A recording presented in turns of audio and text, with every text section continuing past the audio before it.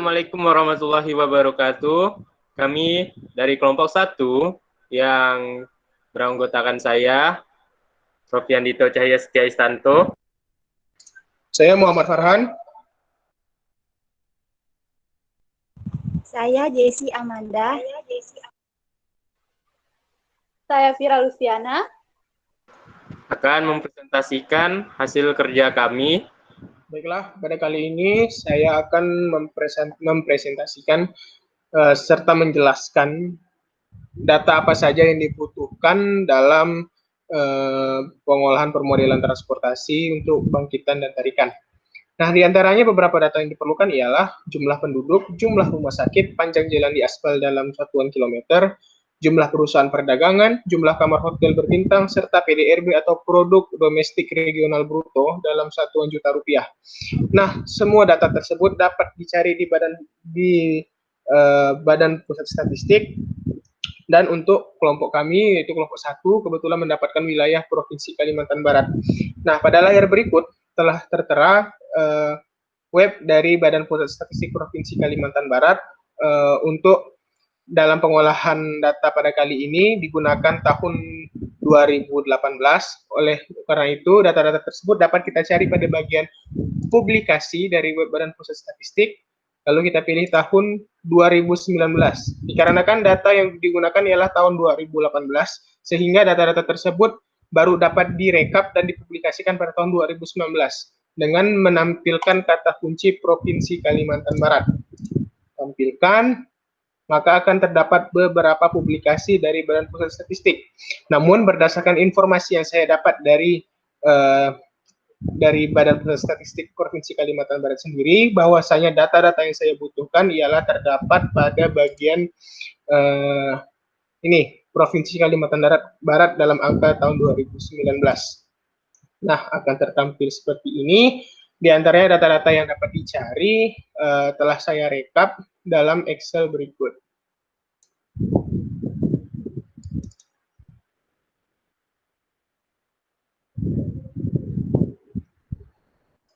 Ya.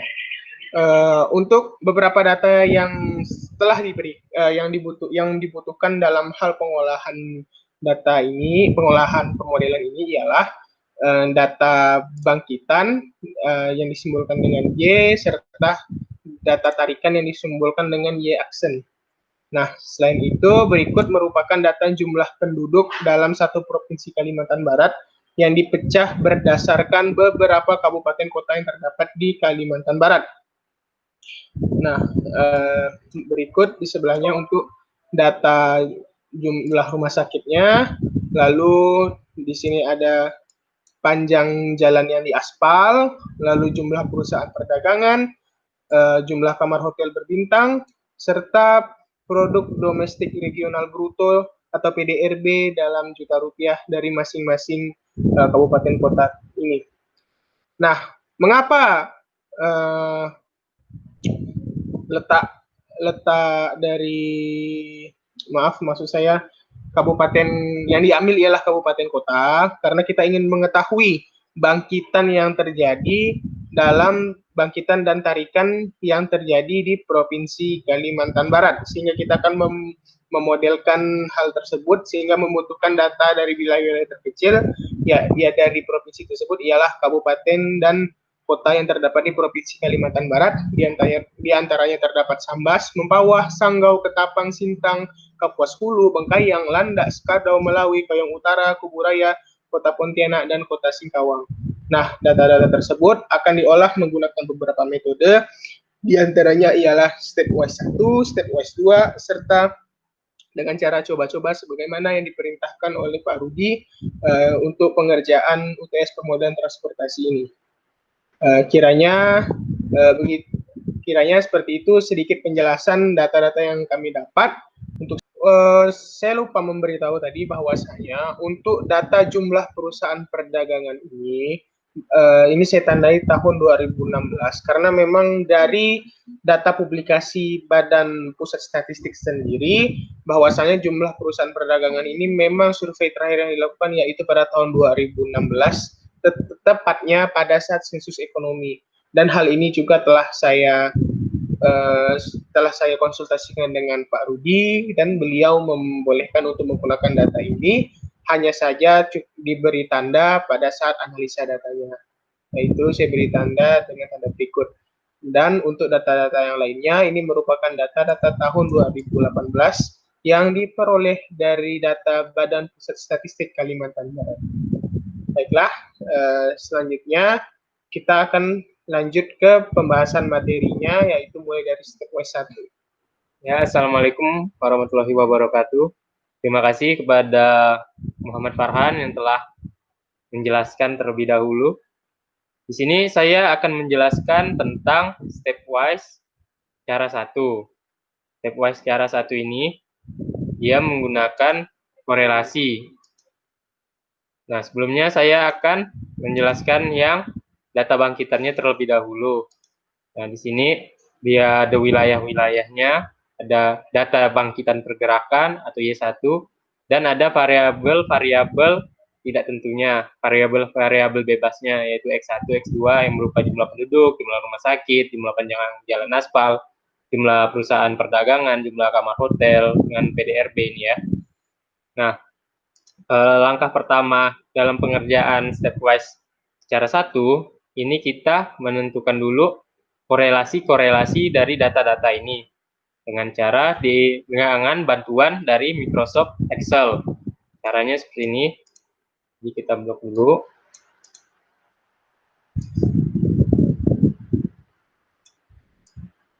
Kita blok data analyze. Itu kita cari correlation. Nah, input rank-nya ini kita masukin semua. Dan kita nanunya di new worksheet, label inverse row-nya masukin, kita oke kan. Ini sudah yang saya kerjakan, jadinya seperti ini. Nah, ini tabel korelasi data-data yang tadi ya. Dan di sini tabel korelasinya seperti ini. Ya, kita bisa lihat bangkitan pergerakan dengan korelasinya dengan bangkitan pergerakan Y1, jumlah penduduk dengan jumlah penduduk, kasih korelasinya 1. Lalu di sini korelasi jumlah penduduk dengan bangkitan pergerakannya sebesar 0,8, artinya besar ya, 0,8 ini korelasinya. Lalu jumlah penduduk misalnya dengan jumlah kamar hotel bintang 5, besar korelasinya 0,55 ini. Nah, untuk pengerjaan stepwise cara 1 dengan data bangkitan, berarti kita menentukan dulu korelasinya, dia ditinjau korelasi. Jadi cara pengerjaannya kita kerjakan dengan korelasi yang paling rendah dulu. Untuk tahap satunya, kita menggunakan untuk mendapatkan nilai koefisien regresi, itu kita pakai perhitungan dengan bantuan Microsoft Excel juga. Di data analyze, di sini ada regression. Untuk Y-nya, kita pilih data bangkitan pergerakan ini. Untuk X range-nya, berarti dari X1 ke X6, tarik ke bawah. Nah, ini data X-nya, hidupin labels, dan hasilnya seperti ini. Di sini kita bisa mengetahui R square-nya, habis itu kita bisa mendapat nilai koefisien regresinya. Di sini koefisien regresi X1, koefisien regresi X2, koefisien regresi X3, X4, X5, dan X6. Lalu di sini kita bisa mendapat nilai F-nya juga. Nah, setelah kita mendapatkan nilai-nilai koefisien regresi ini, kita lanjut ke tahap selanjutnya. Ini kan tahap 1. Untuk tahap kedua, kita buka nilai korelasi lagi. Kita cari nilai korelasi terhadap nilai Y yang terkecil. Di sini nilai korelasi X terhadap nilai korelasi variabel bebas ini terhadap variabel penentu ini atau Y, X terhadap Y, kita cari korelasinya yang terkecil terlebih dahulu, yaitu jumlah panjang jalan di aspal. atau X3 sebesar 0,04. Nah, 0,04 ini jalan raya tadi kita hapus. Data ini kita delete. Jadinya seperti ini. Cuma ada X1, X2, X4, X5, dan X6. Sama seperti sebelumnya, kita kerjakan dengan regresi lagi seperti tadi, maka dapatlah R-square-nya dan koefisien regresinya. Intercept ini itu nilai konstanta regresi. Lalu kita ke tahap ketiga. Tahap 3 sama seperti tahap 2. Tadi kan yang paling rendahnya 0,04, berarti selanjutnya 0, ini ya, PDRB. Jadi di step 3 PDRB kita hapus. Ya, jadi di sini tinggal X1, X2, X4, dan X5. Kita kerjakan dengan regresi lagi.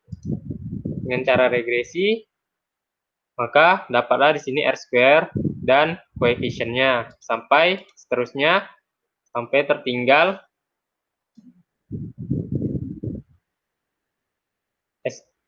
tahap 6. Sampai menyisakan satu parameter G-nya, satu parameternya. Di sini terakhir jumlah penduduk, kita regresi lagi, maka dapat koefisiennya. Diresume kan. Di sini ada peubahnya. Peubah intercept ini artinya konstanta regresinya. Di sini ada jumlah penduduk, jumlah rumah sakit, lalu di sini parameter modelnya, pemodelannya. Tanda yang diharapkan tambah semua ya. Plus artinya bertambah yang diharapkan.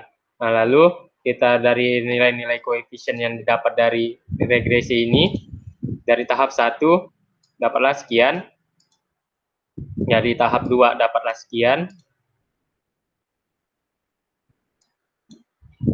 dari 3 dapat sekian, 4 dapat sekian, 5 dapat sekian, 6 dapat sekian, beserta R kuadrat sama F-nya ya.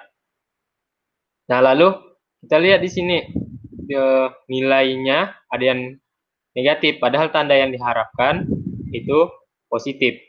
Berarti ini tidak dipakai. Nah, yang 3 ini ada negatifnya, berarti tidak dipakai. Lalu di sini sisa 3.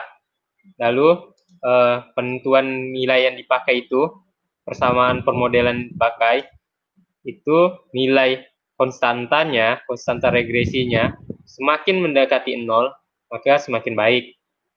Berlawanan dengan nilai R kuadratnya, semakin mendekati 1, maka akan semakin baik. Dari 3 ini, nilai R kuadratnya yang paling tinggi itu adalah di sini, di tahap 4. Lalu nilai-nilai yang di dalamnya, persamaan-persamaan di dalamnya juga mencakup variabel dari X2, maksudnya X1, X2, dan X4. Nah, digunakan ini, kita tandai yang ini yang dipakai. Itu untuk data bangkitan. Lalu saya akan menjelaskan yang data tarikannya. Nah, di sini sekarang data tarikannya. Sama seperti bangkitan sebelumnya, jumlah penduduk, jumlah variabel-variabel bebas ini, datanya sama, cuma berbeda di data tarikannya ini, data Y-nya, variabel pengikatnya, data pengikatnya. Nah, sama seperti sebelumnya, pengerjaannya kita tentukan korelasi data-data ini. Kita tentukan korelasinya, maka dapatlah seperti ini.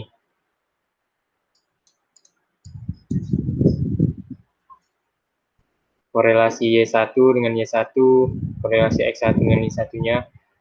Karena ini stepwise tipe 1, cara 1, berarti kita menentukannya terhadap nilai korelasi ini. Dari korelasi terkecil ke korelasi terbesar. Ini korelasi terkecilnya sama jumlah panjang jalan di aspal ini, berarti X3. Untuk tahap satunya, kita regresi dulu semuanya, maka dapatlah nilai koefisien dan konstantanya. Nilai koefisiennya sama konstanta. Selanjutnya, tahap 2, yang tadi, paling kecil itu kan yang X3. X3 ini, nah berarti data X3 ini kita tidak pakai lagi, jadi kita hapus saja. Kita dipakai data X1, X2, X4, X5, dan X6. Data ini kita regresi dengan Y range-nya ini adalah tarikan pergerakan, dan X range-nya adalah jumlah penduduk sampai PDRB ini. Maka dapatlah nilai koefisien regresinya dan nilai R2 beserta konstanta regresi. Untuk S3, sama seperti berarti di tahap keduanya, kita lihat berarti setelah X3 ini, mana yang lebih kecil selanjutnya. Dan selanjutnya S3, berarti paling kecil selanjutnya adalah X6. Berarti data X6 kita hapus untuk pengerjaan tahap 3-nya. Kemudian kita regresi lagi, maka dapatlah konstanta regresi, koefisien regresi, dan R2 beserta nilai F. Selanjutnya, seterusnya, sampailah tersisa satu parameter. Di sini ya, tinggal satu parameter, kita regresi lagi, maka dapatlah nilai konstanta koefisien dari regresi tersebut. Dan dari kita nilai-nilai di sini, tanda yang diharapkan adalah plus minus, plus, pokok positif semua bertambah. Tanda yang kita harapkan dari semua ini kita harapkan bertambah seiring tahunnya. Lalu dari tahapnya kita masukkan nilai koefisien regresinya beserta konstanta regresinya. Maka kita lihat di sini ada yang bernilai negatif. Tanda yang kita harapkan itu adalah positif, bertambah seiringnya waktu. Tapi di sini berkurang seiringnya waktu. Jadi tidak kita pakai. Jadi di sini tinggal tersisa 3 persamaan lagi, 3 persamaan. Lalu kita lihat nilai R2-nya. R2 itu semakin mendekati 1, maka semakin bagus. Di sini R2 paling tinggi adalah di tahap 4. Lalu maka kita pakailah yang tahap 4 ini. Ini cara baca untuk rumus regresinya ini, persamaan regresinya berarti Y sama dengan konstanta sebesar 9001,976 ini ditambah B1. B1 ini adalah koefisien regresi. Koefisien regresi di sini adalah nilai yang kita cari tadi ya. Yang koefisien regresi ini namanya nilai B1. Di sini berarti B1, di sini B2 artinya gitu. Pokok nilai koefisien regresi ini sebagai nilai koefisiennya. Dengan nilai X itu adalah variabel bebasnya. Kita bisa tambahkan, berarti ini ditambah koefisiennya dikalikan variabelnya, lalu ditambah B3 ini, B2 dikali X2, dan ditambah ini dikali dengan X4. Yaitu data-datanya X4 adalah jumlah perusahaan perdagangan, jumlah penduduk, dan jumlah rumah sakit. Ya, itulah stepwise cara 1. Lalu akan dilanjutkan oleh rekan saya ya, tentang stepwise cara 2. Selanjutnya, saya akan bahas metode stepwise tipe 2. Yang pertama, peubah bebasnya yaitu bangkitan pergerakan. Kemudian peubah tetapnya. Kemudian peubah bebasnya itu jumlah penduduk, jumlah rumah sakit, jumlah panjang jalan di aspal, jumlah perusahaan perdagangan, jumlah kamar hotel bintang, dan PDRB. Metode stepwise tipe 2 hampir mirip dengan metode stepwise tipe 1. Hanya saja yang dilihat itu koefisien regresinya. Pada tahap 1 semua data digunakan, kemudian dicari koefisien regresinya. Selanjutnya dilihat pada tahap 1 regresi koefisien regresinya yang paling kecil didapatkan yaitu parameter X6 yaitu PDRB. Maka pada tahap 2, data X6 dihilangkan, kemudian dicari kembali semua data, dicari kembali koefisien regresinya. Setelah didapatkan koefisien regresi dengan peubah bebasnya X1, X2, X3, X4, dan X5, maka didapatkan koefisien regresinya. Kemudian, untuk tahap ketiga dilihat lagi pada tahap kedua, nilai koefisien regresinya yang paling kecil yaitu dapat dilihat yaitu X1. X1 merupakan jumlah penduduk. Sehingga pada tahap ketiga, data jumlah penduduk dihilangkan, kemudian diregresikan kembali. Setelah diregresikan, maka akan didapatkan kembali koefisien regresi yang baru. Setelah didapatkan koefisien regresi yang baru, kemudian dilihat kembali koefisien regresi terkecilnya. Pada tahap 3 didapatkan koefisien regresi terkecilnya yaitu X3 jumlah panjang jalan di aspal. Sehingga pada tahap 4 data X3 dihilangkan. Setelah dihilangkan didapatkan kembali koefisien regresinya, maka dilihat pada tahap 4 koefisien regresi terkecilnya. Untuk tahap 5, tahap 4-nya didapatkan koefisien regresi terkecil, sehingga pada tahap 4 koefisien terkecilnya X5, sehingga pada tahap 5 data X5 dihilangkan. Pada tahap 5 data yang tersisa itu X2 dan X4. Kemudian Y1, X2, dan X4 dicari kembali koefisien regresinya. Pada tahap 5 didapatkan koefisien regresi terkecil yaitu pada data X4. Sehingga untuk tahap terakhir hanya dilakukan regresi untuk nilai Y1 dan X2. Pada tahap terakhir didapatkan koefisien antara Y1 dan X2, sehingga didapatkan sebagai berikut resume untuk stepwise tipe 2. Untuk stepwise tipe 2, di sini dapat diambil yaitu pada tahap 5, karena di sini data yang diharapkan itu untuk peubah bebasnya itu plus. Pada tahap 5 data yang koefisien regresinya didapatkan plus semua, sehingga dapat diambil pada tahap 5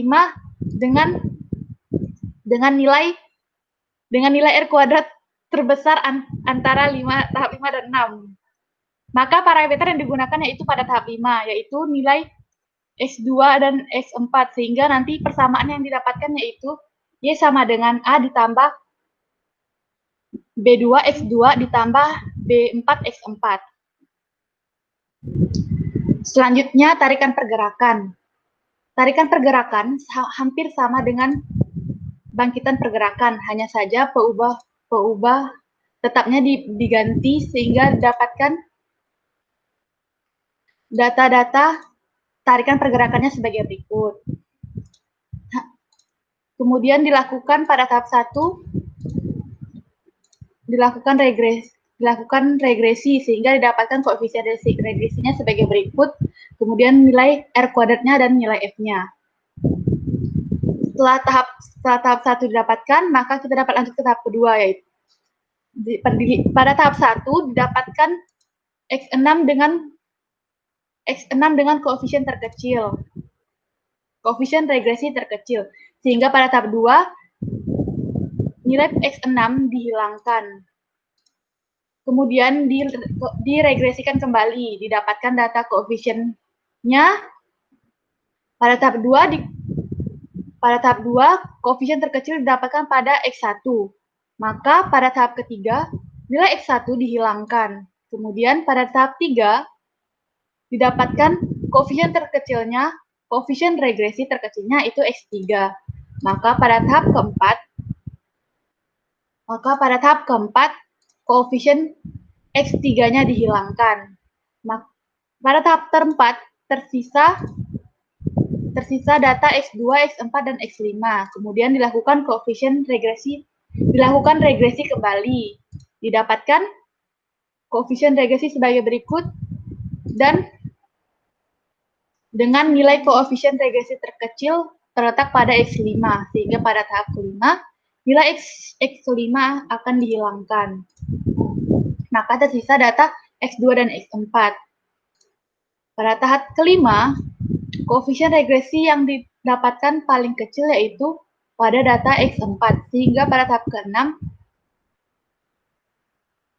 dilakukan regresi pada Y1 dan X2. Kemudian maka didapatkanlah koefisien regresinya sebagai pada tabel ini. Kemudian dilakukan analisa. Parameter yang digunakan yaitu pada tahap 5, karena tanda yang diharapkan sesuai, kemudian nilai R kuadrat mendekati 1, sehingga digunakan nilai parameter pada tahap 5. Sekian penjelasan metode stepwise tipe 2. Selanjutnya akan dilanjutkan oleh rekan saya, yaitu metode coba-coba. Baiklah, selanjutnya saya akan menjelaskan tentang metode coba-coba. Nah, sesuai namanya, metode coba-coba ini dalam menganalisa datanya tidak seperti metode sebelumnya yang mempunyai ketentuan. Nah, kalau metode ini tidak ada ketentuan, jadi langsung saja menggunakan kombinasi variabel bebasnya. Nah, yang variabel bebasnya ini yang dinamakan X1, X2, hingga X6. Kemudian ada Y1. Y1 ini bangkitan pergerakannya. Disebut juga dengan variabel tak bebas. Jadi langsung saja kita analisa. Untuk yang tahap pertama ini, kita regresikan dan mendapatkan data analisa sebagai berikut. Didapatkan intercept, kemudian ada nilai koefisien regresinya, kemudian ada nilai F dan R square-nya. Nah, kemudian dimasukkan ke tabel rekapnya. Masing-masing tahap hingga ke tahap ke-6 akan dimasukkan ke dalam tabel resume ini. Contohnya untuk intercept. Nah, 140690 sekian ini didapat dari data regresinya. Di sini, kemudian untuk selanjutnya, untuk nilai koefisien regresi, dilanjutkan ke data yang di bawahnya, dimasukkan ke tabel resume tersebut.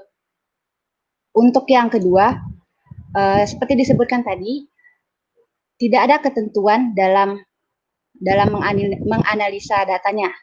Nah, kita langsung saja menghilangkan nilai variabel bebasnya. Ini terserah. Untuk tugas ini saya langsung menghilangkan variabel bebas X1. Nah, kemudian didapatlah data sebagai berikut. Dengan data X1 itu sudah dihilangkan. Kemudian dilanjutkan lagi dengan meregresikan data tersebut dan didapatlah hasil yang sama. Dengan tidak ada data dari koefisien regresi untuk X1. Dimasukkan lagi ke dalam tabel resumenya. Nah, didapatkan, misalnya, ini nilai intercept. Didapatkan dari regresi tersebut. Nah, dapat dari nilai di sini. Untuk X1-nya tadi, sudah kita hilangkan. Kemudian untuk di tabel resumenya juga hilang. Nah, untuk selanjutnya X2, X3, X4, X5, dan X6 tinggal di-input saja sesuai dengan data analisa yang regresi ini. Lanjut lagi untuk tahap ketiga. Nah, tahap ketiga ini saya menghilangkan untuk variabel bebas yang X2. Jadi di tugas ini saya menghilangkan secara berurut. Sama seperti tadi, kita regresikan kembali, kemudian didapat R square, kemudian ada intercept, dan nilai koefisien regresi untuk yang X3 hingga X6 karena X1 dan X2 telah dihilangkan, dimasukkan kembali ke dalam tabel resume-nya. Nah, seperti ini. Bisa dilihat X1 dan X2-nya sudah tidak ada, tidak terdata di sini. Begitu juga dengan tahap keempat ya, seperti yang saya sebutkan, saya menghilangkan variabel bebasnya secara berurut.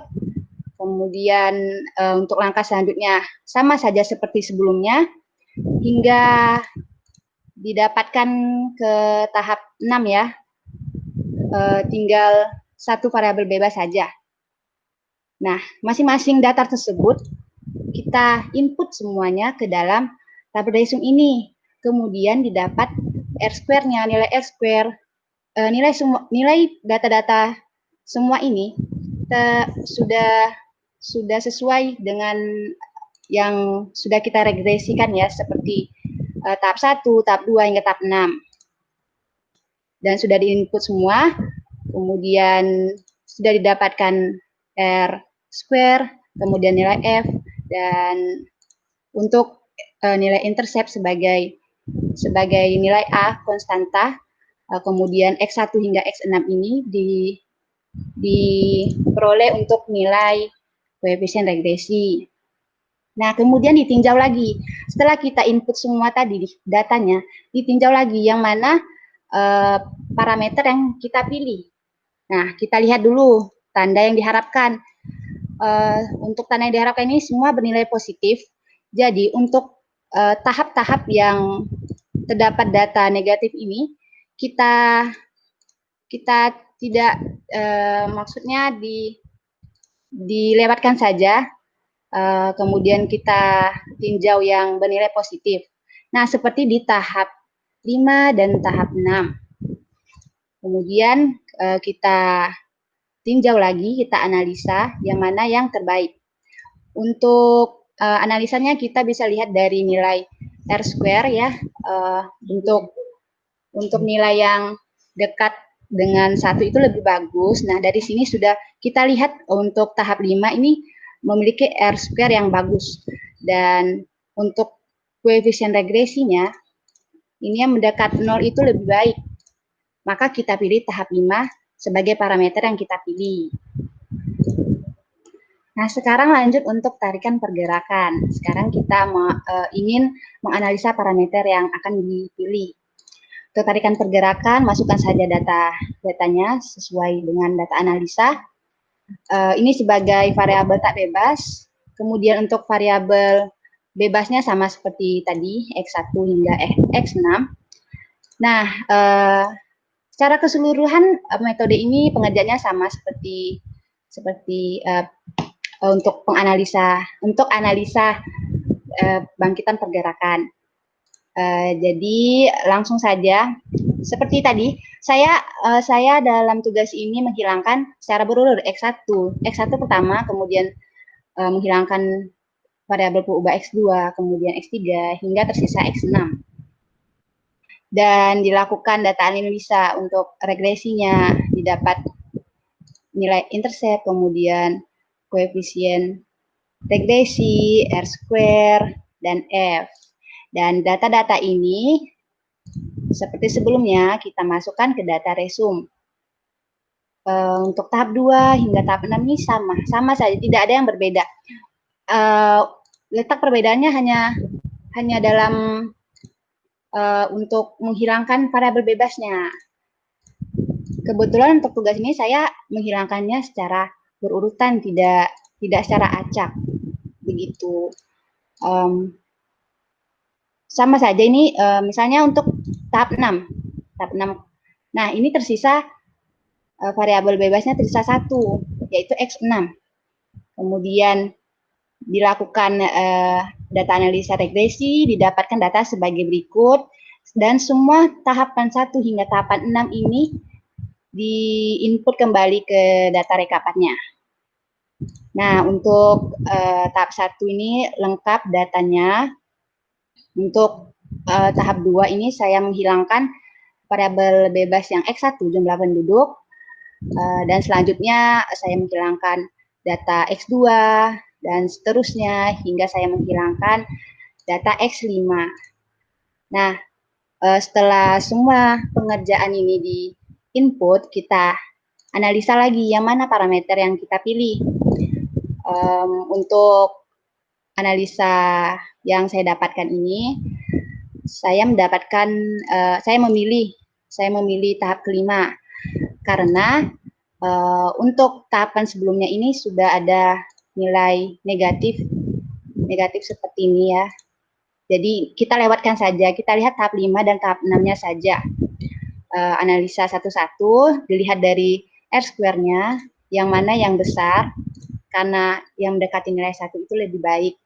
Jadi saya pilih yang tahap 5 karena memiliki nilai R-square 0,520, lebih besar dari tahap 6.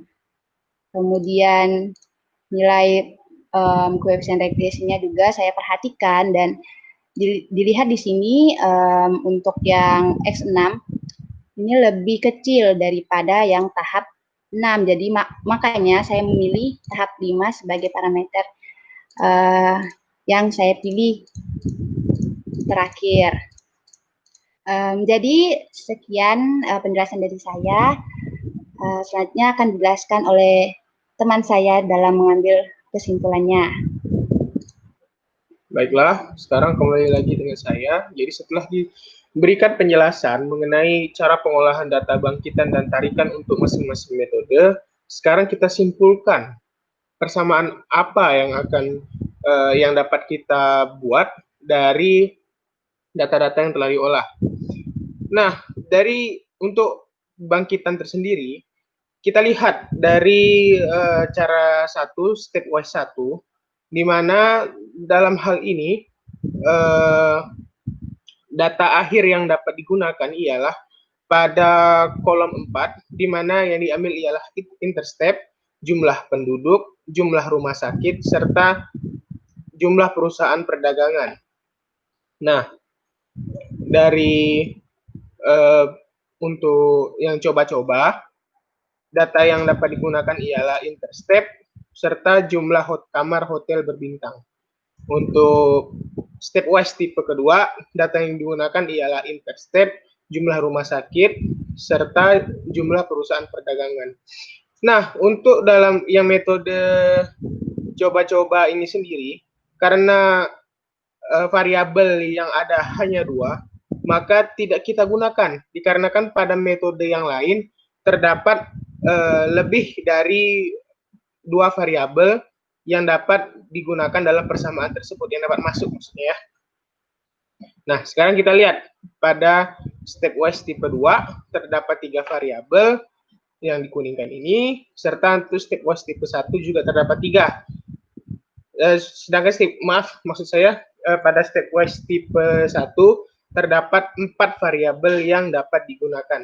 Sehingga kita berdasarkan data-data yang ada ini dilihat bahwasanya datanya berangka positif dan lebih masuk akal dari ketiga metode tersebut. Metode stepwise 1 yang lebih masuk akal untuk digunakan, dan sehingga untuk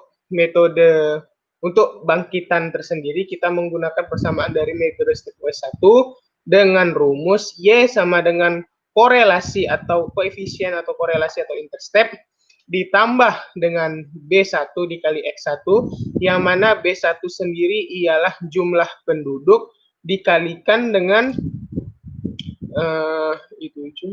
dan X1. Ya, jumlah penduduk dikalikan X1 ditambah jumlah rumah sakit dikali X2 dan jumlah perusahaan perdagangan dikali X4. Nah, itu untuk bangkitannya ya. Sekarang kita close dulu. Kita lihat untuk data tarikannya. Nah, ini data tarikan untuk stepwise tipe 1. Lalu ini data tarikan untuk stepwise tipe 2. Sebentar lagi loading. Ya, ini datanya. Lalu ini untuk stepwise coba-coba ya.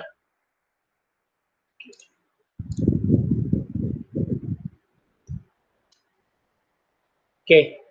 Nah, dari hasil data tarikan ini, karena data bangkitan dan tarikannya tidak berbeda jauh, dapat kita lihat dari data analisa, sehingga hasil yang didapatkan harusnya tidak berbeda jauh.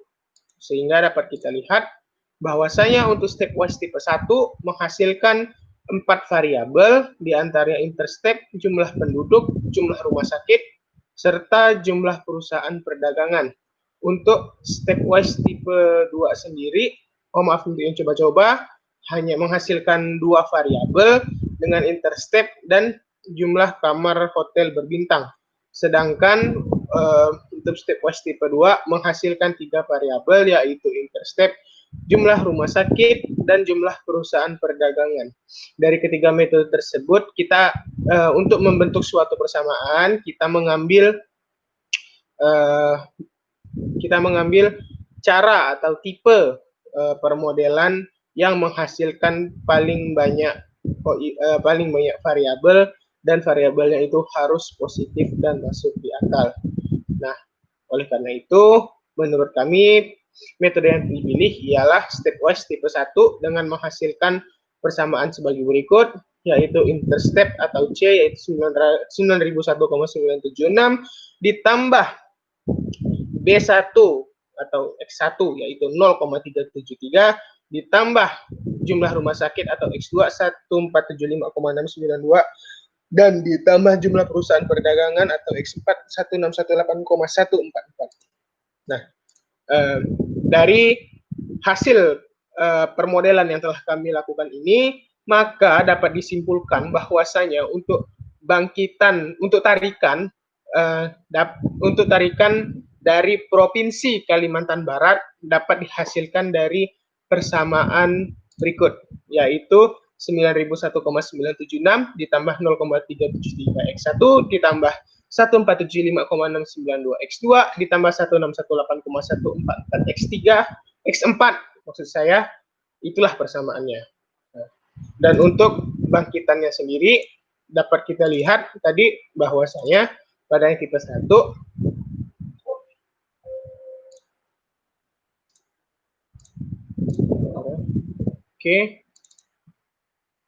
pada tipe 1 persamaan yang didapat ialah Y sama dengan 17421,566 ditambah 0,332X ditambah X1 ditambah 3201,514X2 dan ditambah 1634,212X4. Nah, kiranya dari hasil permodelan yang kami lakukan, inilah persamaan bangkitan dan tarikan yang dapat diperoleh dari hasil pengolahan permodelan bangkitan dan tarikan suatu provinsi dengan menggunakan data berupa jumlah penduduk, jumlah rumah sakit, panjang jalan yang beraspal dengan satuan kilometer, jumlah perusahaan perdagangan, jumlah kamar hotel berbintang, serta produk domestik regional bruto dalam juta rupiah yang didapat dari masing-masing kabupaten kota, yang data tersebut dapat diperoleh berdasarkan hasil survei dan dapat dengan mudah didapat dari Badan Pusat Statistik masing-masing wilayah. Kiranya hal ini saja yang dapat kami sampaikan dari kelompok 1, lebih kurangnya mohon dimaafkan. Untuk Excel-nya sendiri akan dilampirkan di saat assignment Google Classroom nanti. Terima kasih. Assalamualaikum warahmatullahi wabarakatuh.